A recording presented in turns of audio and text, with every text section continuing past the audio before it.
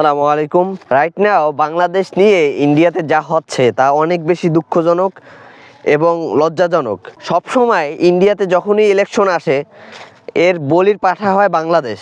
বাংলাদেশে সবসময় তারা রাজনৈতিক স্বার্থে বাংলাদেশকে ব্যবহার করে, সেটা যত জঘন্যভাবেই হোক।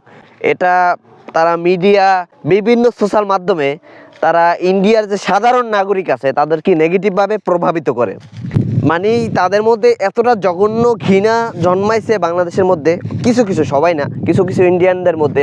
যেমন অলরেডি 2টা মানুষকে শেষ করে দেওয়া হয়েছে, আরও বেশি হতে পারে, 2টা বেশি প্রচার হয়েছে। তো আপনি চিন্তা করেন, যদি এমন হইতো বাংলাদেশে কোনো মানুষ বাংলাদেশে বসে ইন্ডিয়ান সন্দেহ করে তাকে যদি শেষ করে দেওয়া হতো, সেটা নিয়ে মানে কতটা কী যে হতো। মানে মনে হয় ইন্ডিয়ার সাধারণ জনগণ বাংলাদেশের সাথে যুদ্ধ ঘোষণা করে দিত, আমার মনে হয়। কিন্তু বাংলাদেশি সন্দেহ করে ইন্ডিয়ার 2জনকে শেষ করে দেওয়া হলো, একজন হিন্দু আর একজন মুসলিম। তো তারা কিন্তু পরে জানা গেল যে তারা আসলে ইন্ডিয়ান ছিল, তারা বাঙালি না, বাংলাদেশি না। এমনটা কিন্তু বাংলাদেশে হওয়া কখনোই পসিবল না। আপনারা তো আসলে ধর্মীয় রাজনীতি করেন না, ধর্মকে ব্যবহার করেন রাজনীতির জন্য। ধর্ম বলেন, বাংলাদেশে হিন্দু মরে, এটা শুধুই বলেন।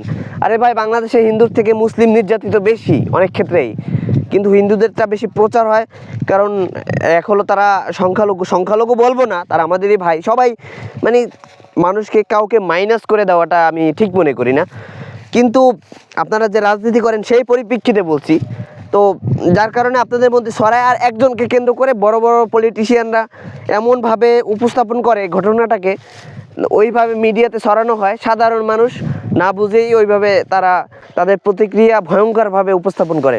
মানে যারা বুঝবান, জ্ঞানী, আসলে তারা এটা নিয়ে তেমন একটা কথা বলে না। যেমন এই মুহূর্তে বাংলাদেশে একজন হিন্দু শেষ হয়ে গেল, এটা নিয়ে বাংলাদেশে কিন্তু অনেকের অ্যারেস্ট করা হয়েছে, তা আপনারা অবশ্য জানেন না। অনেকে জিজ্ঞাসাবাদ করা হয়েছে, অনেক কিছু হচ্ছে, এটা নিয়ে অনেক কিছু যে হচ্ছে সেটা কিন্তু ইন্ডিয়ার মানুষ জানে না। তারা জানে কোনটা, তারা জানে তাদের প্রতিবাদ এবং বাংলাদেশের যে ইন্ডিয়ার যে এম্বাসি, ওটাও মনে হয় ভেঙে ফেলছে। ওটা এরকম দেখছি, বাংলাদেশে তো কখনো এরকম করেই না, এরকম চিন্তাই করে না। প্রতিবাদ করে তারা, এম্বাসির সামনে গিয়ে প্রতিবাদ করে। কিন্তু ভেঙে ফেলা, এরকম উগ্রতা বাংলাদেশের মধ্যে এত উগ্রতা নাই, এর অর্ধেক উগ্রতাও নাই।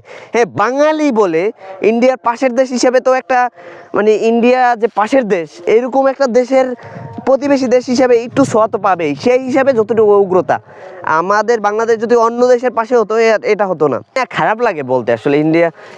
ইন্ডিয়ার মানুষ যদি আমার ভিডিওটা কারো চোখে পড়ে, তাহলে অবশ্য এটা খুব খারাপ। কেননা ইন্ডিয়ার তারাও দেখতে আমাদের মতোই, তাদের খাদ্য অভ্যাস, তাদের এভরিথিং আমাদের মতোই। তো তারপরেও তাদের মধ্যে আমাদের মানে 2 দেশের মধ্যে একটা ঘৃণিত ব্যাপার। হ্যাঁ, কিছু কিছু ব্যাপারে বাংলাদেশ প্রতিবাদ করে ইন্ডিয়ার বিরুদ্ধে, বিকজ অফ বাংলাদেশের স্বার্থে যদি কোনো কিছু লাগে, বাংলাদেশের বিরোধিতা, বাংলাদেশের ব্যাপারে যদি কোনো ব্যাপারে নাক গলায়, পলিটিক্স ব্যাপার, সেই ক্ষেত্রে বাংলাদেশিরা কিন্তু প্রতিবাদ করে। দেখুন, ইন্ডিয়ার যখন বিশ্বকাপ হয়েছিল ওয়ানডে, ওই সময় কিন্তু বাংলাদেশের মধ্যে একটা ঝামেলা, মানে ইন্ডিয়ানরা অনেক মানে ঘৃণা জন্মাইছে, অনেক এই ছোট একটা বিষয় নিয়ে কিন্তু অনেক বড় একটা দ্বন্দ্ব হয়েছিল। অথচ ওখানে কিন্তু অনেক বাংলাদেশি ইন্ডিয়া ক্রিকেট দলকে সাপোর্ট করছে, সেটা তারা দেখতে পায় নাই, বোঝে নাই। কিন্তু কিছু মানুষ সাপোর্ট করে নাই, অস্ট্রেলিয়াকে সাপোর্ট করে উল্লাস করছে, ওইটাই তাদের বাজে, ওটা নিয়ে তারা নেগেটিভ একদম উল্লাস, একদম ওটা নিয়েই তারা একদম সেই রাজনীতি শুরু করছে। আসলে নেগেটিভ জিনিসটা বেশি ছড়ায়, সেটা তারা মনেও করে নাই।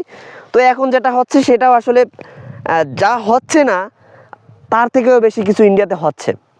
অর্থাৎ মানে তাদের মনে হয় কোনো কাজ নাই। ইন্ডিয়াতে বেকার মানুষের সংখ্যা অনেক বেশি, বাংলাদেশেও বেকার অনেক। তো বেকারদের কাজ কি, যেটা হয় না সেটা নিয়েও দ্বন্দ্ব ছড়ানো, নিজেকে লাইমলাইটে আনার চেষ্টা করা, এবং এই চেষ্টায় তারা অনেকটাই সফল। বিকজ ইন্ডিয়ার যে কোনো নেগেটিভলি কোনো একটা ভিডিও ছাড়লে সেটাতে হিউজ ভিউজ, জনসংখ্যাও বেশি, বেকারত্বও বেশি, সব মিলিয়ে এভাবে আসলে অনেক ইন্ডিয়ান মানুষ আছে, অনেক মানুষ আছে ভালো মানুষ। আমি ভালো মানুষদের কাছে অনেক সরি বলছি। আসলে কিছু মানুষ আমি হয়তো বা কথাগুলো সাজিয়ে গুছিয়ে বলতে পারতেছি না, আমি মনের আবেগ এবং আক্ষেপ থেকেই বলছি। যা হচ্ছে না তা নিয়েও মানে অন্যরকম একটা সব এলোমেলো হয়ে যাচ্ছে। এরকমটা আসলে কেন আমি জানি না।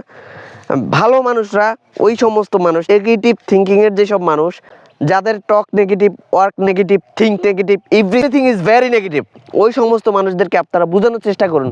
আমি আসলে ভালো মানুষদের কাছে সরি, আপনারা ভালো মানুষরা যারা আছেন, ভালো অন্তত ভালো রুচিশীল চিন্তার মানুষ যারা রিসার্চ না করে কোনো ব্যাপার নিয়ে মন্তব্য করেন না, তাদের কোনো ওপিনিয়ন নাই, রিসার্চ না করে, না জেনে না বুঝে, আমি তাদের কাছে দুঃখ প্রকাশ করছি। এবং তারা এই বিষয়টা ওই সমস্ত মানুষদেরকে একটু থামান, কেননা তাদের জন্য আপনাদের দেশেরও বদনাম হচ্ছে, একটা খারাপ সম্পর্ক হচ্ছে।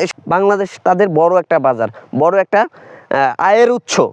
তো সেটা বন্ধ করে দিলে অন্য এত বড় জনসংখ্যার একটা দেশ ইন্ডিয়া না চাইলেও অন্য কোনো দেশ এই সুযোগটা কাজে লাগানোর চেষ্টা করবে তাদের দেশের স্বার্থে।